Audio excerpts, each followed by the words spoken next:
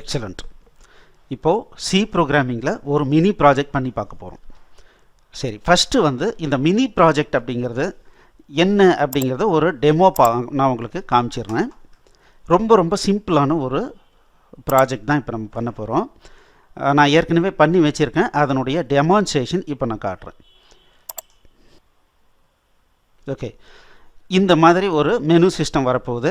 XYZ corporation stock management.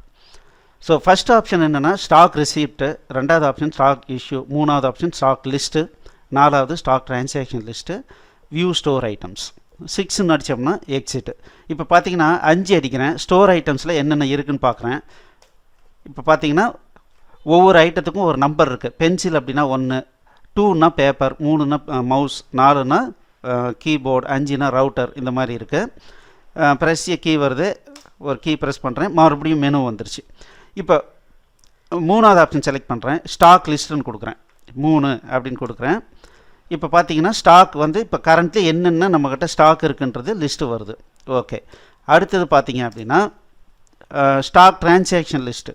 இப்போ பார்த்தீங்கன்னா stock list எடுக்கிறோம், இதில் வந்து 149 இருக்குது. எப்படி 149 வந்துச்சு அப்படிங்கிறதுக்கு உண்டான டீட்டெயில் பார்க்கணும் 1ஆம் நம்பர் கோடுக்கு. அதாவது இப்போ 4வது ஆப்ஷன் சூஸ் பண்ணுறேன், ஸ்டாக் டிரான்சாக்ஷன் லிஸ்ட்டு.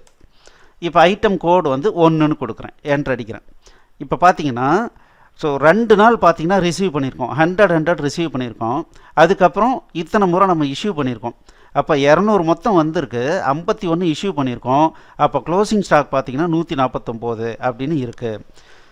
ஓகே, அப்போது ஃபஸ்ட்டு ரெண்டும் என்னென்னு தெரியும். நம்ம எப்போல்லாம் ஒரு பொருளை வாங்குகிறோமோ அப்போ ஸ்டாக் ரிசீப்ட் என்ட்ரியில் போடுறோம். எப்போல்லாம் வந்து இஷ்யூ பண்ணுறோமோ, அதாவது இப்போ வந்து ப்ரொடக்ஷனுக்கு இஷ்யூ பண்ணுறோமோ அப்போ வந்து ஸ்டாக் இஷ்யூன்னு சொல்கிறோம். இப்போ பார்த்தீங்கன்னா ஸ்டாக் இப்போ ஒரு 50 வாங்குறேன்னு வச்சுங்களேன், என்டர் ஐட்டம் கோடு, 1வது நம்பர் ஐட்டம் 1ன்னு என்டர் பண்ணோன்னே 1ஆம் நம்பர் கோடுக்கு ஈக்குவலண்ட்டான நேம் வந்து டிஸ்பிளே பண்ணுது. இப்போ என்டர் குவான்டிட்டி, இப்போ வந்து ஒரு 25 வாங்குறேன்னு வச்சுக்கோங்க. ஓகே, இப்போ நான் வந்து ஸ்டாக் வந்து லிஸ்ட்டு பார்க்குறேன், 25 இன்க்ரீஸ் ஆகிருக்கான்னு பார்க்குறேன், 3 கொடுத்து என்டர் அடிக்கிறேன். ஸோ இப்போ 149ன்னு இருக்கிறது 174ன்னு மாறிடுச்சு. ஓகே, இப்போ இதே வந்து ஸ்டாக் இஷ்யூ கொடுக்குறேன், ஐட்டம் கோடு வந்து 1, எத்தனை நம்ம கொடுக்குறோம், ஒரு 2 கொடுக்குறேன்னு வச்சுக்கலாம். ஓகே, இப்போ மறுபடியும் ஸ்டாக் லிஸ்ட்டு பார்க்குறேன், பாருங்கள் 172 வந்துருச்சு. இப்போ ஸ்டாக் டிரான்சாக்ஷன் லிஸ்ட்டு பார்க்குறேன், 1ஆம் நம்பருக்கு ஸ்டாக் டிரான்சாக்ஷன் லிஸ்ட்டு பார்த்தீங்கன்னா இங்கே இஷ்யூ வந்து 2, இப்போ நம்ம ரிசிப்ட்டை வந்து 25 போட்டோம். இது எல்லாம் நமக்கு இங்கே டிஸ்பிளே வந்துருச்சு. அப்போ மொத்தம் 225 வந்திருக்கு, அதில் 53 இஷ்யூ பண்ணியிருக்கோம். அது போக க்ளோசிங் ஸ்டாக்கு 172 இருக்குது. இது ரொம்ப ரொம்ப சிம்பிளான ஒரு மினி ப்ராஜெக்ட்டுங்க. இந்த ப்ராஜெக்டை நம்ம பண்ண போகிறோம். இப்போ 6ஆம் நம்பர் கிளிக் பண்ணுறேன், கிளிக் பண்ணோன்னே ஜஸ்ட் வெளியே வந்துடுது. சரி, இப்போது இந்த ப்ராஜெக்டை பேஸ் பண்ணி நம்ம அடிஷ்னலாகவும் சில விஷயங்களை நம்ம கற்றுக்க போகிறோம். என்ன அப்படின்னா மல்டிபிள் சி ஃபைல்ஸ். அதாவது ஒரு ப்ராஜெக்ட் அப்படின்னா கண்டிப்பாக அது ஒரு கொஞ்சம் பெரிய லெவலில் தான் நம்ம டெவலப்மெண்ட் பண்ணுற மாதிரி இருக்கும்.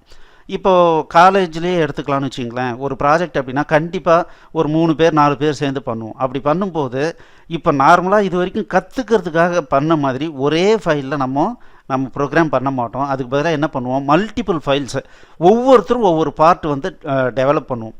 அந்த மாதிரி டெவலப் பண்ணிவிட்டு ஃபைனலாக அது எல்லா ஃபைலையும் ஒட்டுக்காக கொண்டு வந்து ஒரே எக்ஸிக்யூட்டபிளாக எப்படி கன்வெர்ட் பண்ண போகிறோம் அப்படிங்கிறத அந்த டெக்னிக்கை நம்ம இந்த ப்ராஜெக்ட் மூலமாக கற்றுக்க போகிறோம். அடுத்தது பார்த்திங்கன்னா இந்த மாதிரி மல்டிபிள் ப்ராஜெக்டை எப்படி வந்து மேனேஜ் பண்ணுறதுக்கு குவின்சி ஐடிஇ நமக்கு எப்படி ஹெல்ப் பண்ணுறது அப்படிங்கிறத நம்ம பார்க்க போகிறோம். அடுத்தது பார்த்திங்கன்னா பைனரி ஃபைல் ஆப்ரேஷன். இது வரைக்கும் நம்ம வந்து டெக்ஸ்ட் ஃபைலை தான் பார்த்துருக்கோம். இப்போ வந்து பைனரி ஃபைல்னால் என்ன, அதில் ஏன் ஸ்டோர் பண்ணோம், எப்படி ஸ்டோர் பண்ணுறது, எப்படி ரீட் பண்ணுறது அப்படிங்கிறத பற்றி பார்க்க போகிறோம். அதுக்கப்புறம் பைனரி ஃபைலில் இருக்கிற இன்ஃபர்மேஷனை இப்போ நார்மலாக பார்த்திங்கன்னா ஒரு டெக்ஸ்ட் ஃபைலை ஓப்பன் பண்ணி பார்க்க முடியாது. சப்போஸ் நமக்கு ஓப்பன் பண்ணி பார்க்கணும் அப்படின்னா ஹெக்ஸ் வியூவர் அப்படின்னு சொல்லிட்டு சாஃப்ட்வேர் இருக்குது, அது வழியாக ஓப்பன் பண்ணி பார்க்க போகிறோம். அது பார்த்திங்கன்னா ஆன்லைன்லேயே வியூ பண்ணலாம். அதை பற்றிய இன்ஃபர்மேஷன் நம்ம தெரிஞ்சுக்க போகிறோம். அதே மாதிரி பார்த்திங்கன்னா இது வரைக்கும் நிறைய ஃபங்க்ஷன் நம்ம வந்து சி ப்ரோக்ராமிங்கில் கற்றுக்கிட்டோம். ஆனால் இந்த ஃபங்க்ஷன்ஸ்லாம் பார்த்திங்கன்னா ஆக்சுவல் சி ப்ரோக்ராமிங்கில் நம்ம பார்த்த ஃபங்க்ஷனில் ஒரு 10% கூட இருக்காது. அப்போது இன் ஃப்யூச்சரில் உங்களுக்கு நிறைய இந்த மாதிரி ஃபங்க்ஷன் புது ஃபங்க்ஷன் தெரிஞ்சுக்கணும் அப்படின்னா ஒவ்வொரு ஃபங்க்ஷனையும் எப்படி க்ரியேட் பண்ணியிருக்காங்க, எப்படி நம்ம படித்து எப்படி புரிஞ்சிக்கணும், சின்டாக்ஸ் அப்படின்னு சொல்லுவாங்க, ஃபங்க்ஷன் சின்டாக்ஸ். அந்த டெக்னிக்கை நீங்கள் தெரிஞ்சுக்கிட்டிங்கன்னா புதுசாக எந்த ஃபங்க்ஷனை பற்றி வேணாலும் நீங்கள் ஈஸியாக கற்றுக்க முடியும். ஸோ இது எல்லாத்தையும் தெரிஞ்சுக்கிறதன் மூலமாக நீங்களே ஓனாக ப்ராஜெக்டை பண்ண முடியும். சார் இந்த சி ப்ரோக்ராமிங்கில் தான் இப்போல்லாம் ப்ராஜெக்ட் அதிகம் பண்ணுறது இல்லையா, ஏன் நம்ம இதில் பண்ணி ஆகணும் அப்படின்னா, இன்னும் எம்பெடட் ப்ரோக்ராமிங் எல்லாமே சி ப்ரோக்ராமிங்கில் தான் நம்ம பண்ணணும். ஏன்னா சி ப்ரோக்ராமிங் தான் கண்டிப்பாக ரொம்ப எஃபிஷியண்ட்டான ஒரு ஃபாஸ்ட்டான ஒரு மெக்கானிசமாக இருக்கும். அதனால் இந்த சி ப்ரோக்ராமிங்கில் நம்ம ஒரு மினி ப்ராஜெக்ட் பண்ணிட்டோம்னா வேறு எந்த லாங்குவேஜ்லேயும் ப்ராஜெக்ட் பண்ணுறது ரொம்ப ரொம்ப ஈஸி. ஒரு அட்வான்டேஜ் என்னென்னா, இப்போ இதுக்காக க்ரியேட் பண்ண இந்த சோர்ஸ் கோடை நான் உங்களுக்கு இதுதான் நம்மளுடைய சோர்ஸ் கோட் இங்கே இருக்குது. இந்த ப்ராஜெக்டினுடைய மொத்த சோர்ஸ் கோடும் இங்கே இருக்குது. பாருங்கள், main.cன்னு ஒன்று இருக்குது, ஸ்டாக் ட்ரான்சாக்ஷன் சின்னு இருக்குது, ஸ்டோர் ஐட்டம் சின்னு இருக்குது, அது இல்லாமல் ஹெடர் ஃபைல்லாம் இருக்குது. இத்தனையும் சேர்த்து நம்ம க்ரியேட் பண்ணியிருக்கோம். இந்த சோர்ஸ் ஃபைலை நீங்கள் டவுன்லோட் பண்ணிக்கலாம். இது யூடியூபாக இருந்ததுன்னா நீங்கள் கீழே டிஸ்கிரிப்ஷனில் பார்த்தீங்கன்னா இதுக்கு லிங்க் இருக்கும், நீங்கள் டவுன்லோட் பண்ணிக்கலாம். அப்படி இல்லை, நீங்கள் நம்மளுடைய வெப்சைட் வழியாக இப்போ வியூ பண்ணிகிட்ருக்கீங்க அப்படின்னா நீங்கள் மேலே பார்த்தீங்கன்னா உங்களுடைய நேம் ஆப்ஷனில் டவுன்லோட்னு கிளிக் பண்ணிங்கன்னா டவுன்லோட்னு ஒரு ஆப்ஷன் இருக்கும் மெனுவில், அது வழியாக போயிட்டு நம்ம சோர்ஸ் கோடை டவுன்லோட் பண்ணிக்கலாம். நீங்கள் ஏற்கனவே நம்மளுடைய கோர்ஸை நீங்கள் படிச்சுக்கிட்டு இருந்தீங்கன்னா, வாங்கி படிச்சுக்கிட்டு இருந்தீங்கன்னா டைரெக்டாக இந்த வீடியோலாம் உங்களுக்கு ரெடியாக அவைலபிளாக இருக்கும். நீங்கள் உங்களுடைய ரோல் நம்பர் பாஸ்வேர்டு கொடுத்து என்ட்ராகி புது வீடியோலாம் நீங்கள் பார்க்க ஆரம்பிக்கலாம். சப்போஸ் நீங்கள் இது வரைக்கும் இந்த எங்களுடைய சி ப்ரோக்ராமிங்கை நீங்கள் பர்ச்சேஸ் பண்ணலன்னா தயவு செஞ்சு உடனடியாக பர்ச்சேஸ் பண்ணி இதை லேர்ன் பண்ணுங்கள். ஏன்னா இது ஒரு பொக்கிஷம் மாதிரி. சி ப்ரோக்ராமிங்கில் நீங்கள் ஒரு சின்ன ப்ராஜெக்டை நீங்கள் பண்ணிட்டீங்கன்னாவே உலகத்தில் எப்பேற்பட்ட ப்ராஜெக்டையும் நீங்கள் கண்டிப்பாக பண்ணலாங்க. சி ப்ரோக்ராமிங்கில் ஒருத்தர் ஒரு ப்ராஜெக்ட் பண்ணுறாருன்னா அவர் எந்த மாதிரினா, ஒரு மெக்கானிக்கல் ஷாப்பில் போய் வேலை கற்றுக்கிட்ட மாதிரி. அவர் எங்கே போனாலும் வேலை இல்லை அப்படின்னு யாராலையும் சொல்லவே முடியாது. அந்த அளவுக்கு பவர்ஃபுல்லான விஷயம். அதனால் நீங்கள் இதை கற்றுக்குங்க. வாங்க, அடுத்த கிளாஸில் ஒவ்வொரு கிளாஸ்லேயும் ஒரு புது புது விஷயங்களை கற்றுக்கிட்டு அதே சமயத்தில் ப்ராஜெக்டை பில்டு பண்ணலாம். All the best. தேங்க்யூ.